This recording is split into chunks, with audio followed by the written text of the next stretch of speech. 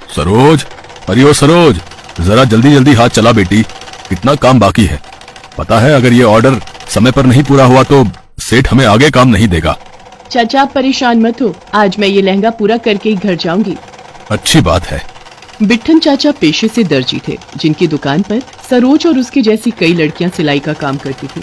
उन सब में सरोज सबसे सयानी थी। जितने सुंदर उसके नैन नक्श, उतनी ही सुंदर उसके हाथों की कारीगरी थी। बेटी, रात होने वाली है, कितना काम बाकी है? ये दुपट्टे में गोटा लगाना है, बस फिर हो गया। एक काम करो, आप घर जाओ, मैं इसे करके घर चली जाऊँ। ना ना, चल मैं तुझे भी घर छोड़ देता हूँ। तू दुकान की चाबी रख ले, सुबह जल्दी आकर बचा हुआ काम कर देना, ठीक है?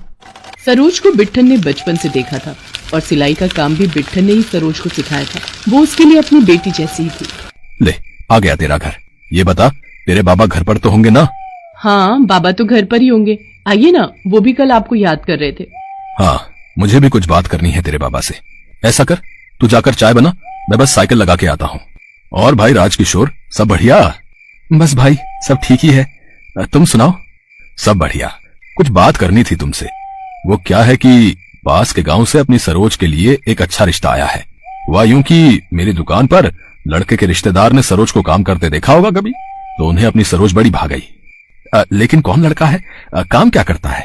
लड़का पढ़ा लिखा है, शहर में नौकरी करता है और यहाँ 2 मंजिला मकान बना हुआ है। सब बढ़िया है एकदम। लेकिन लेन देन का कैसे होगा भाई? तुम तो जानते हो मेरी हालत के बारे में। सरोज सिर्फ तुम्हारी बेटी नहीं है, लड़के वालों ने परसों का वक्त दिया है। सोच रहा हूँ अपने घर पर ही बुला लेता हूँ। सरोज, तो दुकान से कोई बढ़िया सा सूट ले लेना और अच्छे से तैयार हो जाना, ठीक है? और हाँ, ये ले दुकान की चाबी। अच्छा, तो अब मैं चलता हूँ। बिट्ठन अपने घर जाने के लिए बाहर जा ही रहा था कि तभी अचानक बाहर से कुछ शोर सुनाई देने लगा। बिट्ठन के साथ साथ सभी लोग बाहर की तरफ भागे। बाहर हलचल मची थी। तभी बिट्ठन ने एक आदमी को रोककर उससे पूछा, क्या हो गया रामप्रसाद? अरे भैया, बाजार में आग लग गई है। अरे तुम भी जाकर देखो, कहीं तुम्हारी दुकान भी तो नहीं जल गई। ये सुनकर सभी लोग फौरन बिट्ठन की दुकान पर पहुंचे, जिस तक आग पहुंच चुकी थी। हे भगवान, ये क्या हो गया? मैं बर्बाद हो जाऊंगा। सेठ का पूरा ऑर्डर अंदर है। बिट्ठन और राजकिशोर कुछ सोच पाते उससे पहले ही सरोज दुकान की तरफ दौड़ी। सरोज, ये क्या कर रही है? वापस आ। सरोज रुकने वाली नहीं थी। वो आग की लपटों से होते हुए दुकान के अंदर गई और उसने फटाफट सारा सामान एक बैग में भर लिया और फिर बाहर की तरफ दौड़ी। उसने सामान तो बचा लिया, लेकिन खुद को नहीं बचा सकी। उसके शरीर पर कई जगह आग की लपटें थी, जिन्हें तुरंत बिट्ठन ने एक मोटा कंबल डालकर बुझाया। देखो चाचा, मैंने सारा सामान बचा लिया। इतना कहते ही सरोज बेहोश हो गई। बिट्ठन फौरन उसे अस्पताल लेकर गया, जहाँ कुछ दिन इलाज होने के बाद सरोज ठीक होकर घर तो आ गई, लेकिन उसका चेहरा वो अब पहले जैसा बिल्कुल भी नहीं था। माँ, मैंने किसी का क्या बिगाड़ा था? मेरे साथ ऐसा क्यों हुआ? ना बेटा, दिल छोटा न कर। तूने तो नेकी की है, देखना ऊपर वाला तुझे इसका फल जरूर देगा। सरोज की माँ उसे दिलासा दे ही रही थी कि तभी राजकिशोर बाहर से आया। उसका चेहरा उतरा हुआ था। क्या हुआ जी? अब क्या कहा उन लोगों ने? क्या बताऊं, उन लोगों ने रिश्ते से मना कर दिया है। बोल रहे थे कि अपनी सरोज की सुंदरता देखकर ही उन्होंने बात शुरू की थी, तो अब। राजकिशोर बात पूरी कर पाता उससे पहले ही सरोज रोने लगी और रोते हुए घर से बाहर चली गई। सरोज बेटिया, रुक तो सही। जाने दो उसे, थोड़ी देर अकेले बैठकर रो लेने दो उसे, मन हल्का हो जाएगा उसका। सरोज जब भी उदास होती थी वो हमेशा गांव की नदी के पास जाकर बैठ जाती थी, लेकिन इस बार इस जगह शांति भी सरोज की तकलीफ को कम नहीं कर पा रही थी। सरोज बस रोई जा रही थी, तभी अचानक, क्या हुआ बिटिया, क्यों रो रही हो? कुछ नहीं अम्मा। आप कौन हो? मैं इस गांव में नई हूँ, तुम्हें रोता देखा तो चली आई तुम्हारे पास। मुझे बताओ क्यों परेशान हो? क्या कहूँ अम्मा, मेरा चेहरा देखो, अब आप ही बताओ, रोऊं नहीं तो और मैं क्या करूँ?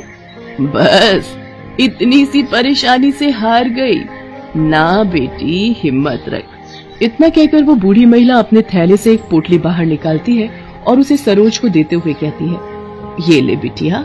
ये क्या है अम्मा? ये है तेरे सारे दुखों का इलाज, ये मुल्तानी मिट्टी है।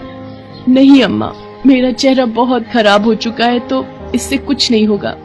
बिटिया, ये जादुई मुल्तानी मिट्टी है, इसे रोज लगाना और फिर देखना इसका कमाल।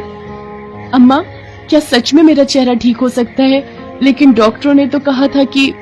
बिटिया भरोसा कर, इस जादुई मिट्टी से मैंने कईयों को ठीक किया है। अच्छा, लेकिन अम्मा इसके बदले आपको देने के लिए मेरे पास कुछ भी नहीं है।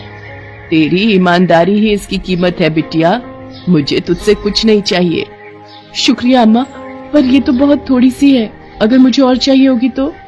तू चिंता मत कर, अगर तूने कभी घमंड नहीं किया तो ये कभी खत्म नहीं होगी। सरोज को उम्मीद का साथ मिल गया था। वो फौरन अपने घर पहुंची और उसने तुरंत उस पोटली में से थोड़ी सी मिट्टी निकालकर अपने चेहरे पर लगा ली। उसने ऐसा कई दिनों तक किया और ये बड़ा कमाल ही था कि अम्मा की बात बिल्कुल सही साबित हुई। कुछ दिनों में ही सरोज के चेहरे के दाग गायब होने लगे और अब सरोज का आत्मविश्वास वापस लौट रहा था। राम राम चाचा, कैसे हो आप? अरे सरोज, ये तेरा चेहरा, ये तो काफी ठीक हो गया बेटे, पर कैसे? सरोज बिट्ठन को पूरी बात बताती है और एक बार फिर बिट्ठन की दुकान पर काम करने लगती है। जादुई मुल्तानी मिट्टी के रोजाना इस्तेमाल से सरोज का चेहरा बहुत तेजी से न सिर्फ ठीक हो रहा था, बल्कि अब तो वो पहले से भी ज्यादा खूबसूरत होती जा रही थी। जले के दागों का नामो निशान भी अब बाकी नहीं था, बल्कि अब सरोज का चेहरा कुछ अलग ही दमकने लगा था। जो लोग पहले उसका जला चेहरा देखकर मुंह बनाते थे, अब वही उसे मुड़ मुड़ कर देखने लगे थे। लेकिन इस सब के बाद भी सरोज ने कभी अपनी खूबसूरती पर घमंड नहीं किया और ये एक जादू ही था कि रोज इस्तेमाल करने पर भी उस पोटली से मिट्टी कभी खत्म नहीं हुई। फिर एक दिन, बिठन चाचा, ओ बिठन चाचा, कहाँ हो? चाचा तो दुकान पर नहीं है, आपको उनसे क्या काम है मुझे बताइए। वो क्या, हाँ मैं वो चाचा कहाँ है चाचा? अभी तो बताया चाचा नहीं है दुकान पर। उस लड़के का नाम मनोज था, जिसका ध्यान सरोज की बातों से ज्यादा उसके खूबसूरत चेहरे पर था। असल में मनोज वही लड़का था जिसका रिश्ता सरोज के लिए पहले आया था, लेकिन उसका चेहरा खराब होने के बाद मनोज के परिवार ने शादी से इनकार कर दिया था। आपको मैं जानता हूँ, पर मुझे तो बताया गया था कि आपका चेहरा खराब हो गया है। आप मुझे कैसे जानते हैं? मैं तो आपसे कभी नहीं मिली। दरअसल सरोज और मनोज की मुलाकात से पहले ही ये रिश्ता टूट गया था, लेकिन मनोज ने सरोज की फोटो देखी हुई थी। सरोज उसे पहले से ही पसंद थी। आपको याद है, पास के गांव से आपके लिए एक रिश्ता आया था? हाँ याद है, लेकिन ये आपको कैसे पता?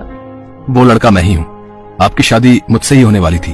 ओह, तो आप ही हैं वो जिसने मुझसे शादी करने के लिए मना कर दिया था? नहीं, तुम गलत समझ रही हो। मेरे माता पिता ने शादी से इनकार किया था। मुझे तुम हमेशा से पसंद थी, और अब तो और भी ज्यादा। नहीं, जहाँ सिर्फ सूरत का मोल हो वहाँ मुझे नहीं जाना। अगर मेरा चेहरा शादी के बाद जलता तो भी क्या मेरे साथ ऐसा ही करता आपका परिवार? बताइए। सरोज की बात सुनकर मनोज शर्मिंदा हो जाता है। वो दुखी मन से वहाँ से चला जाता है, लेकिन कुछ दूर पहुँचते ही उसका एक खतरनाक एक्सीडेंट हो जाता है। एक्सीडेंट बहुत खतरनाक था। शरीर की चोटें तो वक्त के साथ ठीक हो जाएंगी, लेकिन इनका चेहरा ये शायद ऐसे ही रहेगा। हाय मेरा बच्चा, ये क्या हो गया? रो मत माँ, ये हमारे पापों की सजा है। सरोज की भी कोई गलती नहीं थी, जैसे कि अब मेरी नहीं है। मनोज के साथ साथ अब उसके माता पिता भी आत्मग्लानि से भर जाते हैं। फिर कुछ दिनों के बाद, जी आप लोग यहाँ? हम सरोज से मिलने आए हैं, उससे माफी मांगना चाहते हैं हम। तभी सरोज वहाँ आ जाती है, जिसे देखते ही मनोज के माता पिता उसके सामने हाथ जोड़ लेते हैं। ऐसा मत कीजिए, आप दोनों मेरे माता पिता के समान हैं, लेकिन मैं अपना फैसला मनोज को बता चुकी हूँ। नहीं बेटा, हम यहाँ शादी की बात करने नहीं आए हैं। हमें तो हमारे कर्मों की सजा पहले ही मिल चुकी है। क्या मतलब? क्या हुआ है? मनोज के माता पिता सरोज को मनोज के एक्सीडेंट के बारे में बताते हैं, जिसके बाद सरोज फौरन मनोज से मिलने के लिए अस्पताल पहुँचती है। सरोज, तुम देखो, भगवान ने तुम्हारा साथ छोड़ने की सजा मुझे कैसी दी। ऐसा मत बोलो मनोज, मैंने ऐसा कभी नहीं चाहा था।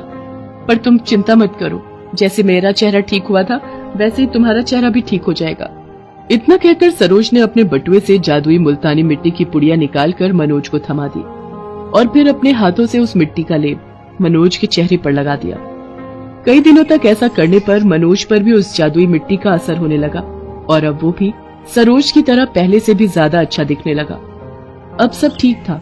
मनोज और सरोज के पास हमेशा के लिए वो जादुई मुल्तानी मिट्टी भी थी और एक दूसरे का साथ भी।